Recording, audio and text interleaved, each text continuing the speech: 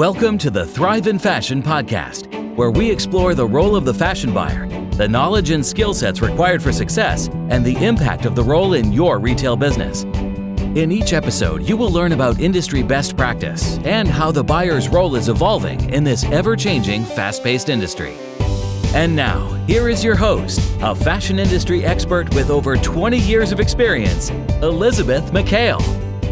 Hello and welcome to another episode of the Thrive in Fashion podcast. I'm your host, Elizabeth McHale. Today's episode is an interesting one, and in particular, you may find it relevant if you are a junior or mid-level fashion buyer. Not too long ago, I was speaking with a junior buyer, someone who's talented and ambitious and shows lots of potential. She has been doing really well, hitting her KPIs, achieving her targets, and working hard. But she was frustrated. She told me, "I just don't get it. I'm doing everything right, but I'm still being overlooked. I'm ready for more." I've had that conversation dozens of times over the years with assistants, junior buyers, and even newly promoted mid-level buyers. They're doing the work, but feeling that they're being overlooked. That feeling that something's missing or that you're not being seen can lead you down a path of second guessing and comparison.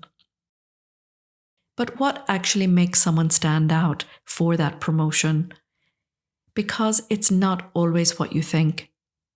It's not the title that makes you a great buyer. It's your ability to make the right decisions when no one is watching.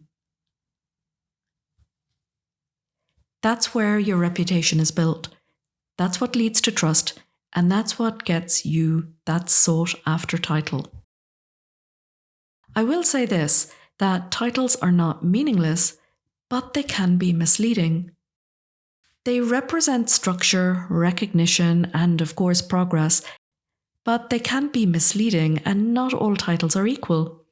Let me explain. In some regions, particularly here in the Middle East, it's not uncommon to see people leapfrog roles. Someone can go from assistant to senior buyer in a short span of time.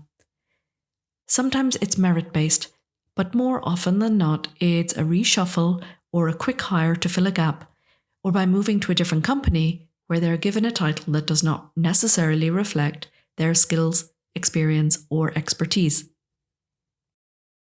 So what happens when someone's title moves faster than their skills? While that new title can bring short-term gratification, it doesn't substitute for capability. Suddenly, you are in a meeting that you're not ready for, or you're being asked to make margin decisions that you don't fully understand. Perhaps you're managing suppliers, budgets, or junior staff with no foundation or experience to fall back on. When challenges arise like missed deadlines, delayed deliveries, the strength of your skills and not your title determines your success. Trust me, that feeling of being out of your depth is far more destabilizing than not having the title in the first place. Instead of fixating on titles or comparing yourself to others, redirect your energy towards substantial growth. Things like master the critical path, manage your OTB or open to buy and WYSIs effectively. Enhance your product development skills, from range architecture to cost negotiations and pricing strategies. Become known for proactive thinking, mitigating risks, and solving problems. When you consistently deliver value, visibility and opportunities will naturally follow.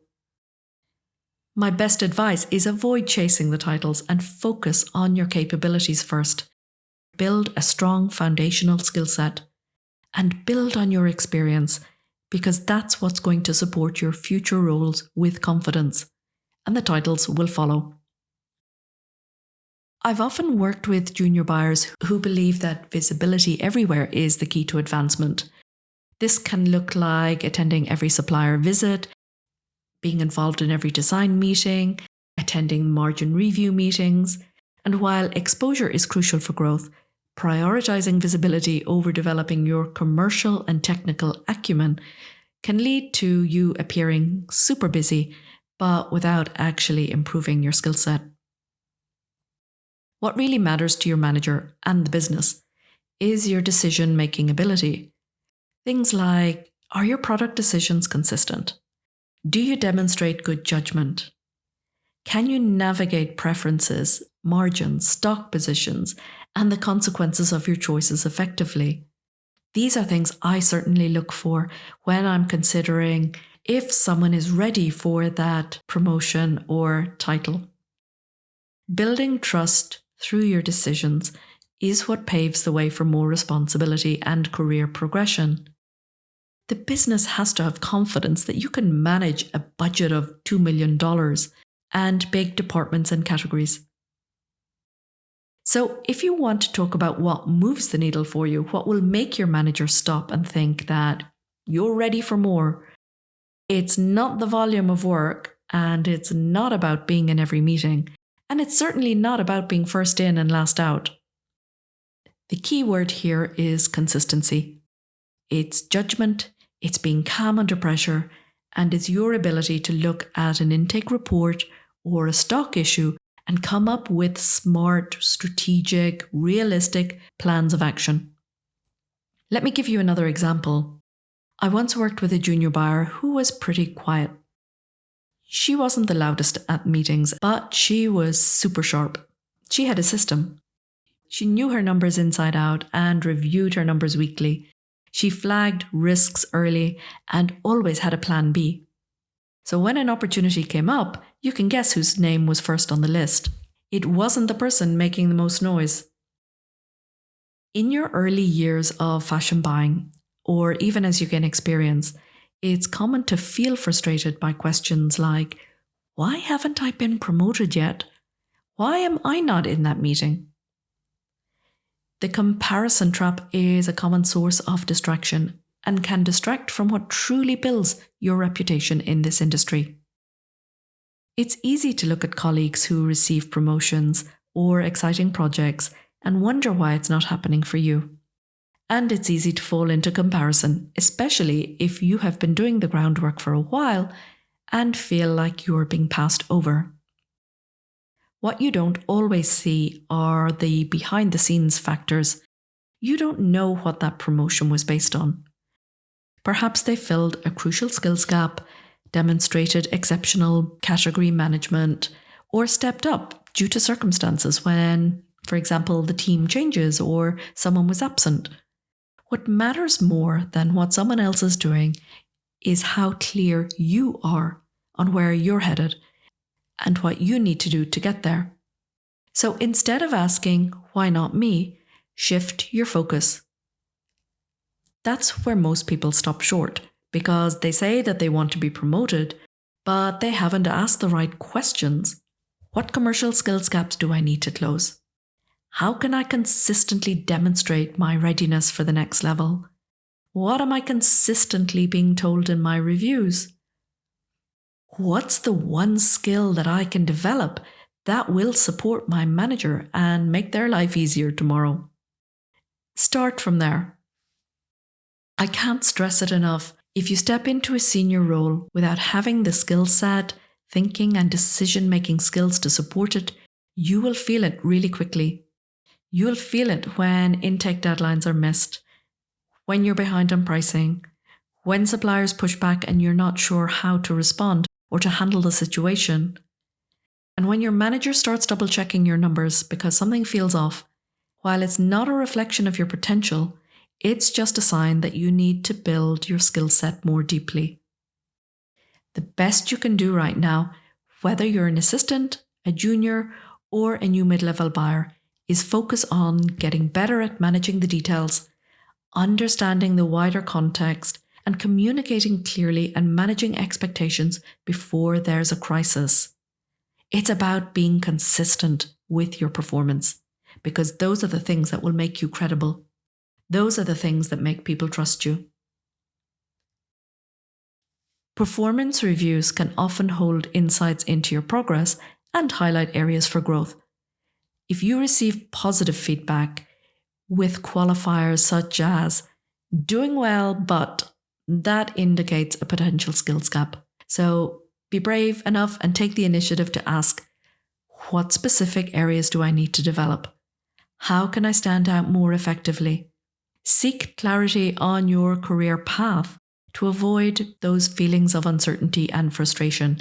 And your manager should be telling you and guiding you and mentoring on what your next steps are and helping you to develop those skill sets. I often hear, my manager says I'm doing well, but I'm not being promoted.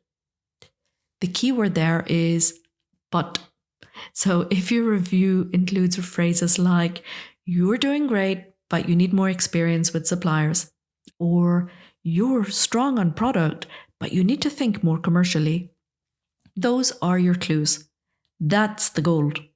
Don't walk away from a review without asking, what exactly do you need to demonstrate to move to the next level? Then get to work. Not in a frantic way, but with intention and purpose and with a plan. If you're feeling frustrated, here are some suggestions on what you can focus on. Know your numbers.